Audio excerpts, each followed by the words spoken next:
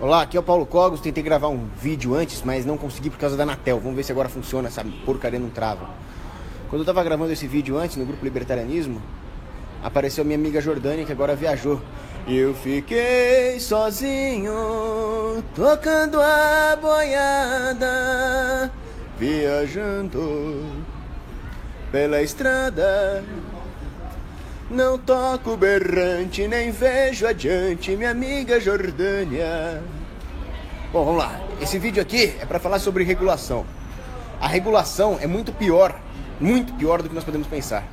Eu vejo muitos libertários atacarem com razão a tributação, a inflação, o proibicionismo, mas eu não vejo suficiente ataque contra a regulação, que é uma das piores coisas que existem. Algumas pessoas acham bom. Não, o governo tem que regular, senão vira bagunça, tem que ter uma agência fiscalizadora. Isso é um absurdo, isso é pior que imposto. Olha a Jordânia aí. Jordânia, depois você vê o começo da live que eu tava cantando uma música aí de saudade que você viajou. Mas vamos lá. A tributação, todos sabem, encarece o custo das coisas, piora a qualidade. Mas a regulação faz exatamente a mesma coisa de uma maneira pior. A regulação também encarece, existe o compliance regulatório. Para uma empresa cumprir as regulações do governo, ela incorre em custos. Muitas empresas saem fora do mercado ou sequer começam, o que concentra o mercado. Então, há uma piora do nível de vida das pessoas, há uma piora da saúde econômica da sociedade, que é um efeito parecido com o da tributação. E o dinheiro vai para a mão do governo. Como? Porque as grandes corporações, numa aliança profana com o governo, fazem lobby por regulações. As grandes corporações pedem para o governo regular os pequenos concorrentes, para colocarem-nos fora do mercado, eliminando a competição. E com isso financia a campanha dos políticos, ou até projetos demagógicos do governo, que é ainda pior, né? Porque aí entra toda a maquinária de propaganda das grandes corporações para fazer propaganda das merdas que o governo faz. Então é um imposto, porque todo esse esquema resulta em perdas econômicas para a sociedade e dinheiro indo para a mão do inimigo governamental. É exatamente um imposto? Eu diria que é pior, porque além da propaganda que se faz em relação a isso, às vezes você chega para um cidadão na rua e fala: é um absurdo esse monte de imposto. O cidadão fala: é isso aí, é um absurdo esse monte de imposto. Agora chega pro cara e fala: é um absurdo esse monte de regulação, é um absurdo regulação trabalhista, é um absurdo regulação bancária. Aí o cara: não, tem que ter. É pior, cara, é bem pior. Agora, o processo decivilizatório que as regulações causam na sociedade vai para muito além de uma análise econômica praxeológica que seja mais superficial. Para começar, a regulação ela já estabelece no seio da sociedade um tipo de monopólio. Como o Felipe Assad muito bem falou, o Felipe Assad é o goleador aqui, só dá a bola dentro, né? Como o Felipe Assad muito bem falou, é o enriquecimento ilícito das minorias. Então concentra-se o mercado na mão desses monopolistas. Por que cria-se núcleos monopolistas no seio da sociedade? Porque seja qual for a sua atividade econômica, seja qual for o setor econômico ao qual você se refira, no qual uma empresa trabalhe, ele está concorrendo com todos os outros, mesmo que não seja um bem substituto. Porque na hora que o indivíduo precisa decidir qual curso de ação ele vai tomar, ele vai pesar, claro que é psicologicamente, subjetivamente, todos os custos e perspectivas de benefício que ele pode ter. Com isso, toda a economia vai competir pela energia produtiva desse agente contra todo o resto dos setores. Então, por exemplo, no momento em que eu vou comer um hambúrguer, eu estou competindo contra a academia. Ou melhor, o hambúrguer está competindo contra a academia, que por sua vez está competindo contra a biblioteca. Todos eles estão disputando a minha ação. Então, todos os recursos escassos que são usados na produção de todo e qualquer bem ou serviço está competindo com todos os outros setores. A competição é limitada apenas por fatores técnicos, porém, faz parte da natureza do livre mercado corrigir os problemas técnicos com soluções tecnológicas, que é o que a humanidade tem feito desde os primórdios. Então a limitação que existe na concorrência de mercado é técnica. O mercado é limitado na sua eficiência pela parte técnica, claro que também pelos valores, pela moral, pela cultura, mas tudo isso evolui e esse é o processo civilizatório. A Ayn Rand dizia que civilização é o processo de proteger um homem contra todos os outros homens. Ela acertou, mas ela não foi a fundo. Eu nem gosto dela, pra falar, né? Eu diria que a civilização é o seguinte: o processo civilizatório é transformar, essa frase é minha, tá? O resto da humanidade mais em ativos do que em passivos. Tô falando isso contabilmente, tá? Não sexualmente. Fazer com que os outros seres humanos sejam mais uma benesse econômica do que um peso econômico. E a regulação do governo faz exatamente o contrário. Enquanto eu estou disputando com o meu concorrente dentro do meu setor, eu estou propiciando benefícios para o resto da sociedade. Eu estou melhorando o rol de opções que um agente tem ao tomar uma decisão. Isso acontece no ambiente de mercado. Ok. Quando o governo estabelece uma regulação, é proibido isso aqui. Além das limitações técnicas, morais e culturais que nós já tínhamos antes, mas que o mercado é capaz de alocar recursos para mitigar, agora nós temos uma barreira institucionalizada. O que é essa barreira? Essa barreira é a barreira do crime. O governo simplesmente aponta um fuzil na cara de quem quiser prover uma opção melhor, de quem quiser procurar uma solução tecnológica, cultural, moral, mercadológica. Ou seja, a regulação é um fuzil apontado na cara do processo civilizador. É nesse nível que eu tô falando, porra. É um negócio gravíssimo. É um fuzil apontado na cara do processo civilizador. No momento em que o governo impõe uma porra de uma regulação, muitos leques de opção, de decisões são fechados. Que você não pode mais. Agora você pode usar o processo civilizatório no seu aperfeiçoamento gerencial, moral, técnico em outras partes da economia, porém os preços estão todos distorcidos. Porque as ações legítimas, aquelas que não violam o direito de autopropriedade alheio, as ações legítimas que foram proibidas pela regulação estão agora fora de questão, a não ser que você tenha coragem de um cara como Ross Ulbricht ir em frente os caras e ele tá preso, né? Então é claro que a ação hostil também faz parte do cálculo do indivíduo. Eu posso simplesmente falar, eu posso burlar tal regulação e correr o risco de ser preso, mas eu vou ganhar tanto dinheiro fazendo isso que vale a pena. Tudo bem, é um risco que você corre, mas é um encarecimento que vai ser embutido nos preços praticados numa economia. O cagaço que eu tenho de ser preso pelo governo está embutido no meu preço. Ou por que você acha que as drogas tendem a disparar o preço no ambiente proibido? Então, a regulação encarece o processo civilizatório, causa carestia em toda a sociedade. Aí vem o maluco e fala o seguinte: não, mas regulações são necessárias. Pô, e se o cara fizer, sei lá, uma tinta com chumbo, um combustível com chumbo, tem que ter uma regulação. Não tem, cara. Se você pegar as pesquisas de, por exemplo, chumbo na gasolina.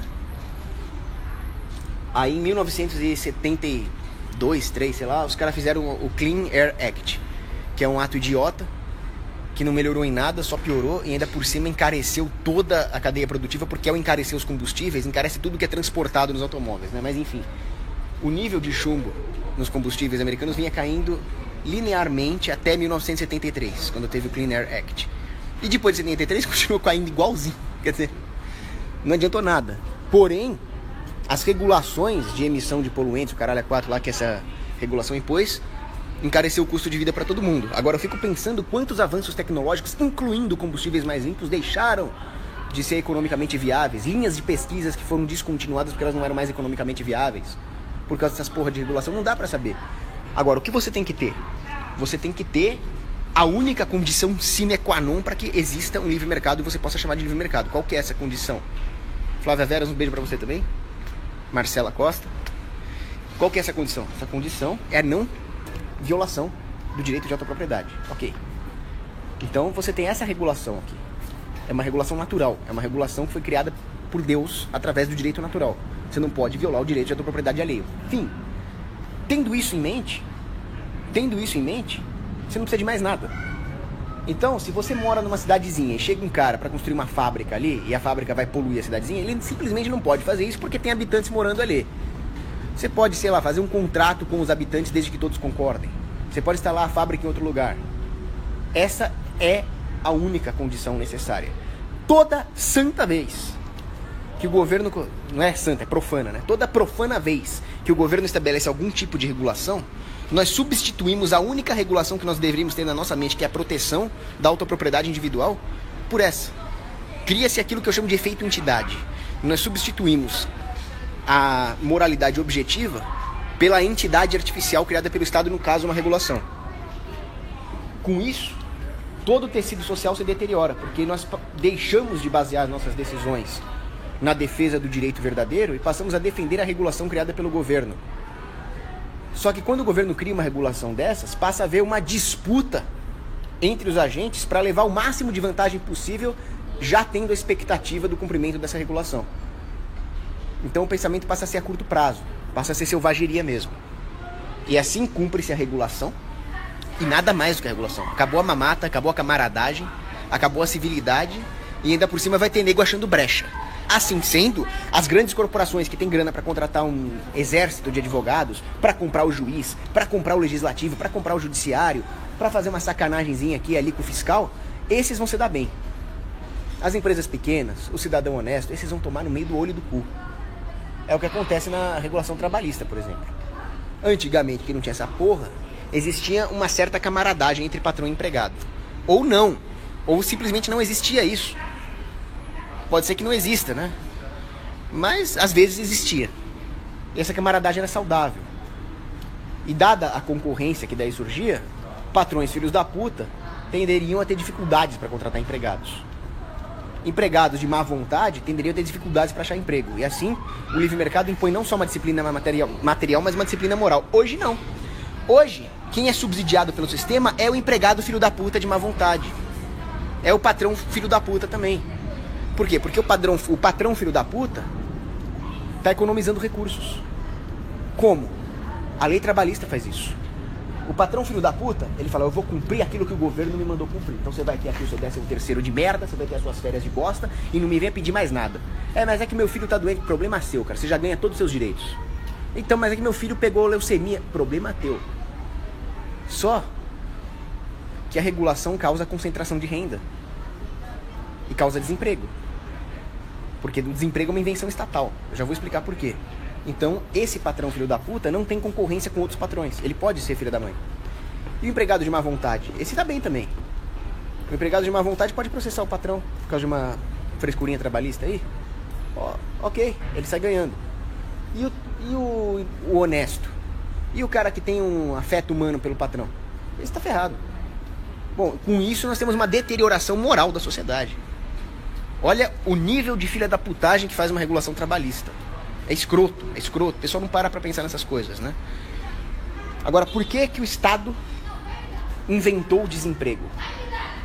Porque pensa o seguinte, todo mundo precisa de alguma ajuda pra alguma coisa humana, né?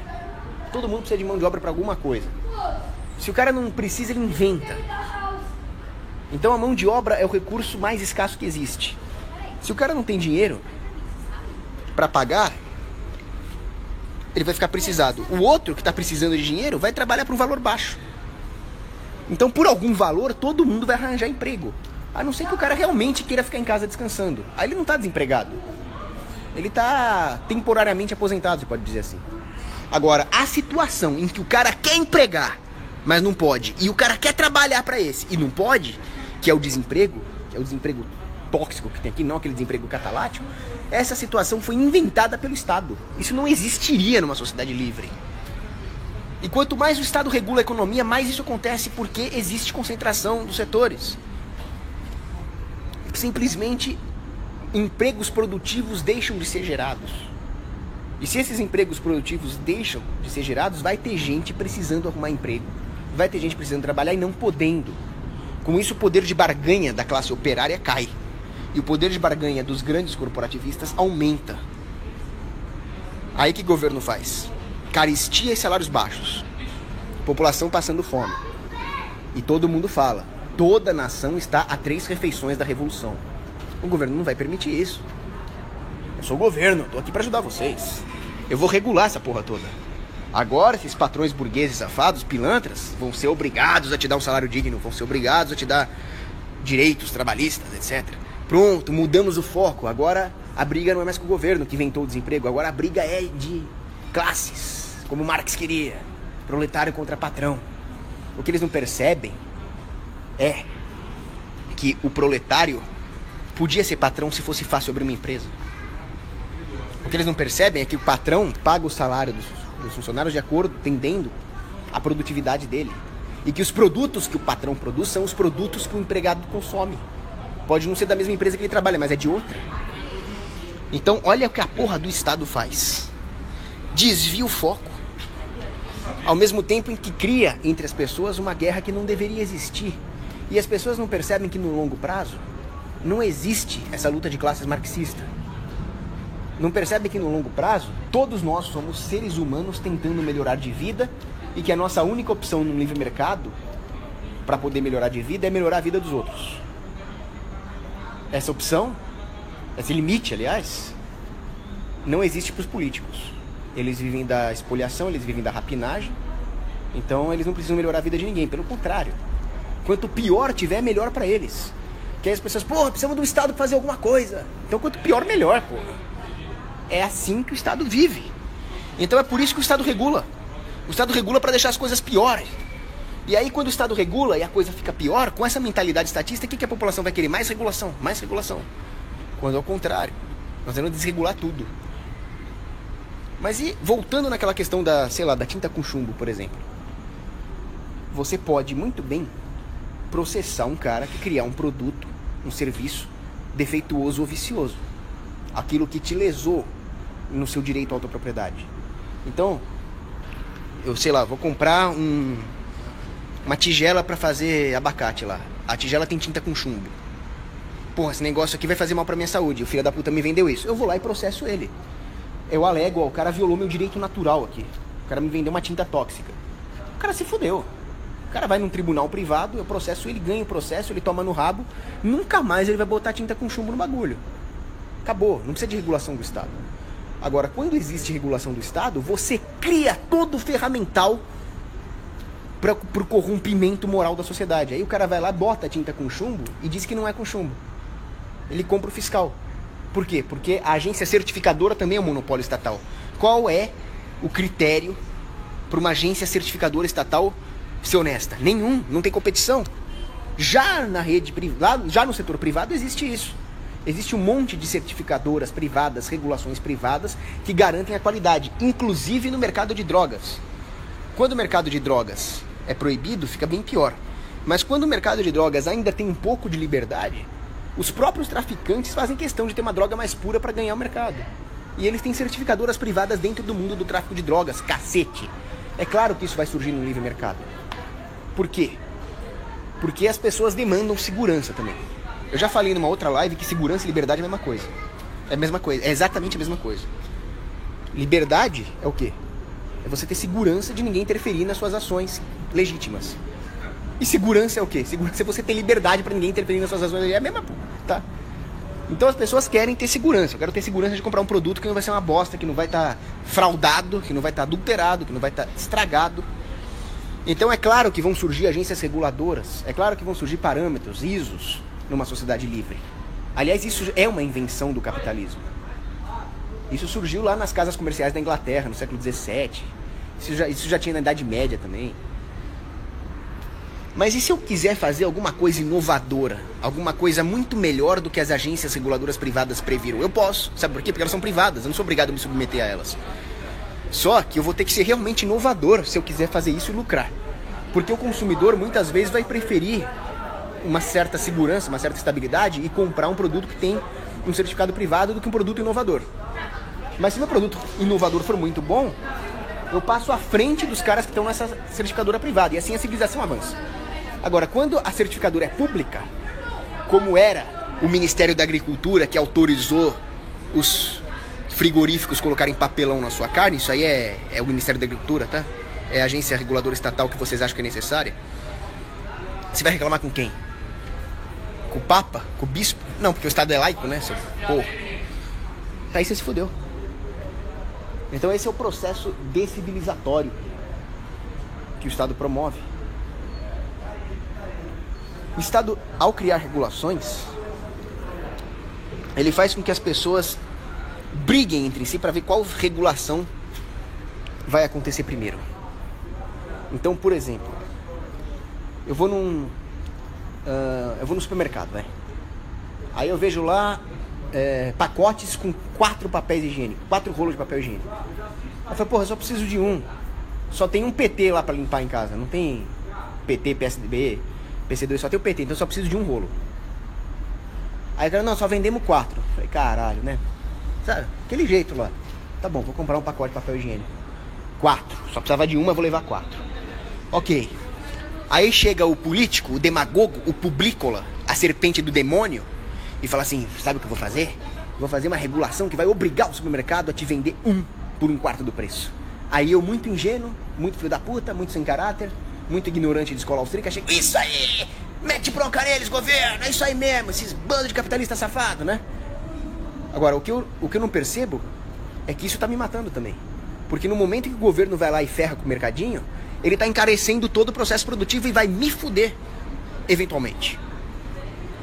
Agora, soma a ação de todos os agentes agindo de forma randiana, egoísta, num ambiente estatal ainda por cima, e nós vamos ter uma guerra regulatória no seio da sociedade. Eu tô falando, é nesse nível a decivilização que a regulação promove.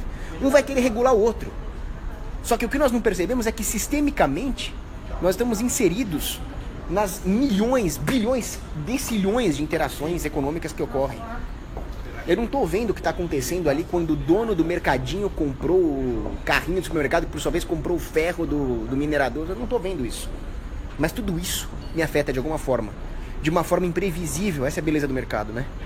Só que puta que pariu, porra. Eu só tô vendo eu comprar o papel higiênico aquele dia. Aí eu vou lá e peço pro governo regular. Tá, cacete. Aí o mercadinho pede pro governo regular o fornecedor dele. Já que ele se fudeu comigo, ele quer fuder o fornecedor. O fornecedor pede pro governo ferrar não sei quem. Resultado, todo mundo vai se ferrar. Todo mundo vai se ferrar. O que tem que fazer? Acabar com a mera possibilidade de haver regulação. Não adianta chegar e dar uma de liberalzinho. Não adianta chegar aqui e dar uma de Instituto Milênio. Ah, vamos pedir um governo desburocratizado, que elimine a regulação. Vai tomar no meio do olho do teu rabo, seu liberal de merda. Se fuder. Nós podemos acabar com o governo. Você acha que o governo vai eliminar as regulações porque você pediu? Ele não vai. Você acha que se entrar um estuprador na tua casa, ele não vai estuprar tua mulher porque você pediu? Você tem que pegar um fuzil, mirar no saco do estuprador e explodir ele. E o governo? Exatamente a mesma fucking coisa. Então não adianta ser... Não, vamos criar... O governo tem todo o incentivo do mundo para criar regulações. Ele se alimenta disso. Se o governo simplesmente aumentar impostos, vai ter chororô. Certo? Se o governo começar a inflacionar, vai ter uma espiral inflacionária. Aí, se o governo for fazer um monte de política social, ele quebra. Então qual é a grande saída do governo para ele se manter? É regulação. Aí a população fala, o governo está trabalhando. O governo está trabalhando pelo povo. Com isso ele está te ferrando e está arrecadando. Arrecadando através do lobby, vocês não percebem? Regulação é uma das piores coisas que existem. É a morte da civilização. É o fim. É uma excrescência maldita. E toda a regulação se dá com o progresso técnico do mercado. A viabilização econômica das regulações depende de um sistema de preços que reflita a preferência subjetiva do consumidor em relação aos recursos escassos que estão usados na economia, seus políticos filhos da mãe, desgraçados, ladrões, abutres. Então é por isso que um economista austríaco sério vai necessariamente rejeitar não apenas a existência de regulações, como também a mera existência de um governo. Porque se existe governo, está aberto o caminho para o horror regulatório, a distopia regulatória. Aliás, por falar em distopia regulatória, acabei de lembrar de uma boa. Na Índia, durante o governo do Nehru, que era um comunista de merda, você sabe como é que era o apelido do regime? Regulatório Raj. Raj é o Rajasthan, né? O regime, a ditadura, né? Era o regime das regulações. É por isso que surgiu na Índia umas puta empresa gigantesca, uns puta milionário, umas corporações mega fucking shit. Mas a maior parte da população indiana come merda lá no rio Ganges, lá come bosta. Como é que pode isso? Olha os contrastes da Índia. Vocês já pararam pra pensar de onde vem essa porra? Vem de um regime comunista, do Nehru. É sempre assim. Por que você acha que o David Rockefeller, aquele filho da puta, colocou o Fidel Castro no governo de Cuba? Pra não ter concorrência, porra. Os grandes ditadores comunistas são empregadinhos dos banksters. É sempre assim.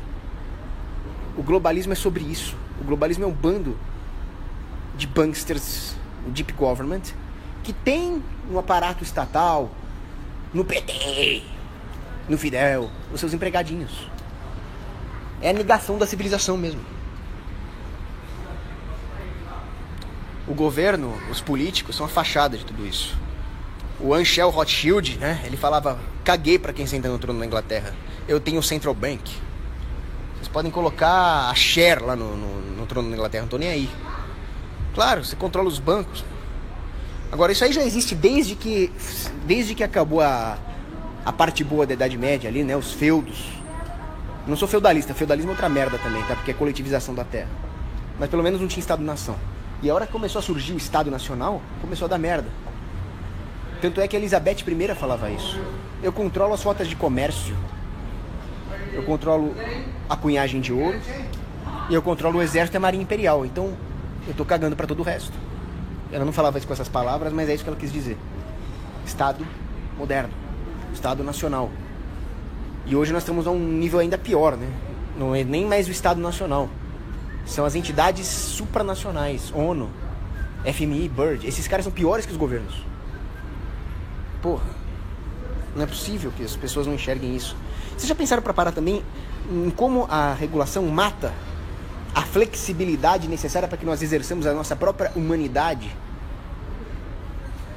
Que a nossa humanidade é demonstrada no exercício da nossa unicidade, dos nossos planos mais particulares, das nossas aspirações mais íntimas. E as regulações matam isso. Exemplo. Vocês sabem quem inventou uma das melhores coisas que existem, que é a cuisine française? A cozinha francesa. Pô, eu gosto de comer pra cacete, cara. Uma das coisas que mais gosto de fazer é comer. O Pavarotti dizia que comer é melhor que sexo. Olha, tô chegando numa idade que eu tô começando a dar razão pra ele. E quem inventou a culinária francesa foi um cara chamado Carême. Ele era um chefe de cozinha. Você sabe como é que ele foi parar no ramo de culinária? Ele era um moleque abandonado, morrendo de fome ali, tinha 7 anos. Ele ia morrer de fome, literalmente. Aí chegou um dono de restaurante e falou: aí moleque, aí pirralho, tu vai trabalhar pra mim e eu te dou o que comer. Aí ele aprendeu as manhas lá da cozinha e ele se tornou o cara mais famoso da história da culinária. 7 anos, começou a trabalhar. Imagina se isso aqui fosse no Brasil.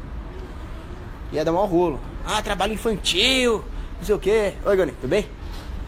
E aí dá um maior rolo do mundo. Porque aqui, moleque pode roubar, moleque pode assassinar, moleque pode estuprar, mas não pode trabalhar. País de lixo.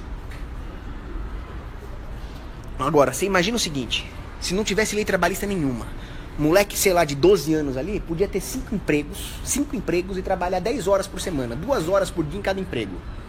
Sei lá, ele podia ser empacotador de supermercado, depois ele podia ajudar o cara lá na padaria.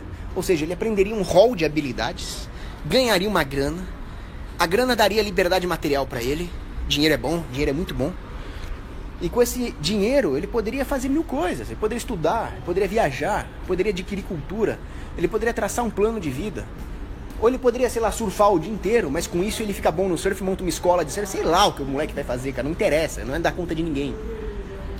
E com isso as pessoas ganhariam liberdade de ação para exercer a sua própria individualidade, aquilo que nos torna humanos, aquilo que torna a civilização bonita.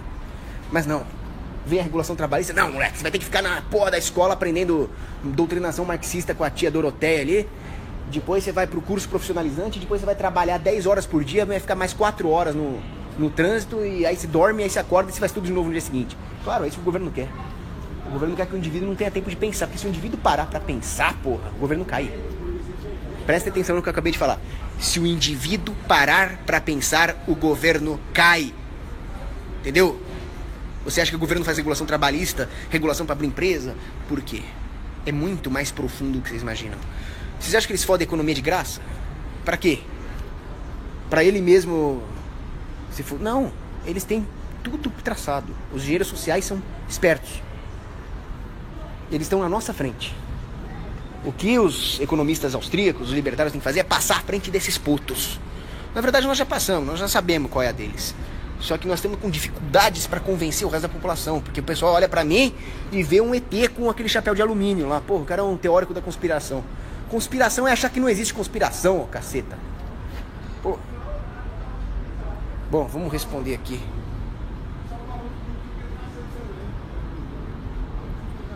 Aliás, tem uma teoria minha Deixa eu aproveitar que eu tô na live mesmo, que eu vou falar um pouco fugindo do assunto. Que às vezes você fala o seguinte, você fala, não, vou acabar com o governo hoje. O governo tem que cair hoje. Não, vai ser um banho de sangue, temos que ser gradualistas. Vocês já pararam para pensar que o banho de sangue ocorre quando existe um projeto de poder pelo qual as pessoas se dispõem a lutar? Então é claro, se eu tenho a expectativa, o regime caiu, o governo caiu. Se eu tenho a expectativa de que vai entrar um regime contra os meus interesses, eu tenho incentivos para lutar, para matar inocente, e eu tomar o poder, não os caras. Agora, se a ideologia em voga, se o motor ideológico da revolução for a não existência de um governo e a preservação da propriedade privada, acabou. A minha expectativa agora vai ser uma expectativa de serenidade, vai ser uma preferência temporal baixa. Eu não tenho incentivos para fazer merda, tenho incentivos só para derrubar o cara que tá me atacando aqui, o governo, e acabou. É claro que vai ter um ou outro interesse escuso, é claro que vai ter uma Odebrecht da vida aí, é claro que vai ter um Ike Batista, tudo bem, nós passamos fogo neles, tá? Vai ter um tiroteiozinho ali, uma escaramuça, acabou. Então, se vocês pararem para pensar, a quantidade de banho de sangue numa revolução depende do motor revolucionário dessa revolução. Se o motor revolucionário for, vamos tirar o rei e botar uma república. Pô, mas república é todo mundo, se é todo mundo não é ninguém.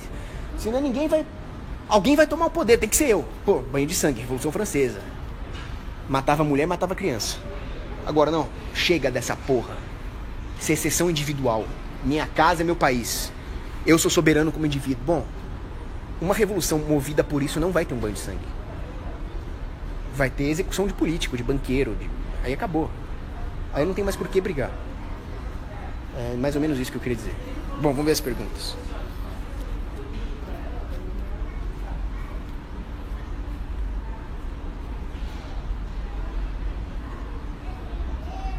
Beijo pra Natália Rossini.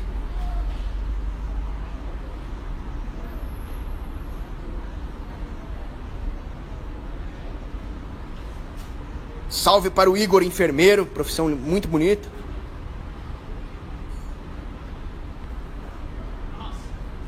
Ó, eu vou ler, eu não li ainda, mas vou ler o do Felipe Assad, que eu sei que é coisa boa. Vamos lá.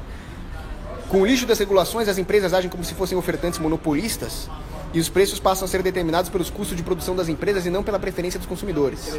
E ainda tem social-democrata com papinho que regulação nunca chegou a ser aplicada no Brasil como deveria, assim como sócias falam do comunismo. É a mesma história, só muda o endereço. Exatamente, Felipe. Você vê a crise de 2008, por exemplo. Todo babaca vem falar que foi um problema de falta de regulação. Quando, na verdade, a causa foi um processo inflacionário que só pôde ser sustentado porque a regulação do setor bancário concentrou o setor e os grandes bancos puderam inflacionar como se não houvesse amanhã. Aí teve a crise.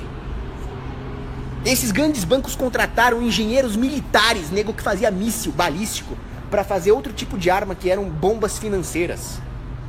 Né? Instrumentos financeiros derivativos lastreados em porra nenhuma, com uma complexidade gigantesca. Aí você viu o maluco lá, o motorista de caminhão, aprendendo a equação de Black-Scholes. Porra, vai dirigir caminhão, cara, isso é muito mais produtivo. Cria-se uma economia artificial. Uma economia artificialmente financiarizada por causa das regulações financeiras. Agora, se desregulasse a porra toda e proibisse a única coisa que devia proibir, que é a fraude, o esquema Ponzi da reserva fracionária, aí não tinha mais crise cíclica, porra. Bando de keynesianos desgraçados. Os keynesianos, os economistas keynesianos, eles falam que é bom pra economia quebrar a janela. Você sabe o que é bom quebrar pra economia? Crânio de keynesiano. Uma marretada.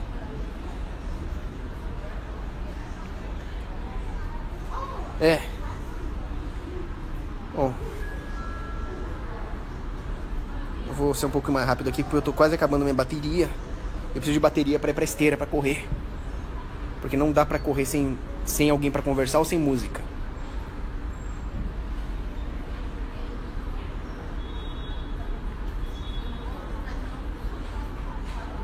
Pra falar o exemplo do canalha que regula o mercadinho lá, eu me inspirei naquele bandido do Celso Russomano. Não, fora que o Russomano eu já falei isso numa live, ele é um covarde da pior espécie. Ele chega lá e começa a dar uma de machão com a mocinha do supermercado lá, o caixa.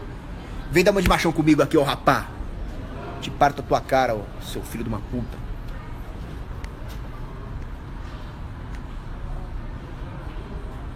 Ah, sim! Lucas Passos lembrou do negócio mítico. Danilo Gentili devolvendo a carta da Maria do Rosário foi mítico. Ele rasgou a carta, botou na cueca e mandou com um cheirinho especial. O Danilo Gentili, inadvertidamente ou não, o que ele fez, eu tenho muitas discordâncias com ele, né? Mas o que ele fez hoje é exatamente aquilo que muitos cientistas políticos sérios, Juvenel, por exemplo, recomendam, que é esculachar o governo, despi-los da sua falsa dignidade, escrachá-los, a sátira que vinha desde a Grécia Antiga para esculachar esses filhos da puta desses bandidos que pensam que são alguma coisa digna e que se autodenominam Vossa Excelência. O que o Danilo Gentili fez é épico. Ele mostra aquilo que nós devemos fazer com esses filhos da puta, rir da cara deles, o lixo que eles são, os palhaços que eles são. Muito bom. Aliás, Maria do Rosário, tem um outro recadinho pra você, além daquele que o Danilo Gentili já te deu, tem mais um aqui, ó. Sua defensora de vagabundo.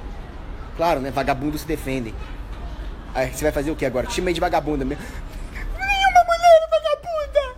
É bom, você pode até não ser mulher, ser um monte de lixo. Mas tem mulher vagabunda, assim. Se você fosse mulher, seria o seu caso. Mas o que é isso? Ah, dá que eu te dou outra.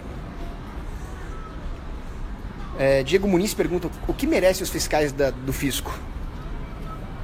Tiro de fal na cara. Não, tiro de fal. Fuzilamento é uma morte de soldado. Esses caras, sei lá, merecem aquele boi grego, sabe? Aquele boi de bronze. Pesquisem.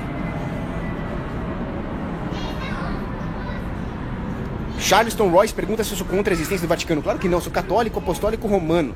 Como é que você é contra a existência do Vaticano? O Vaticano não é um estado. Ele tem esse nome oficialmente, mas não é um estado.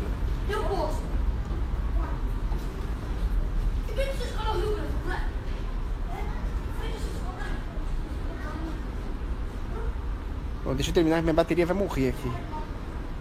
Eu tô pulando um monte de pergunta porque... Andrés Batista, gracias, salve para Colômbia. Muerte a Chávez, muerte a Maduro, muerte a los bolivarianos de mierda.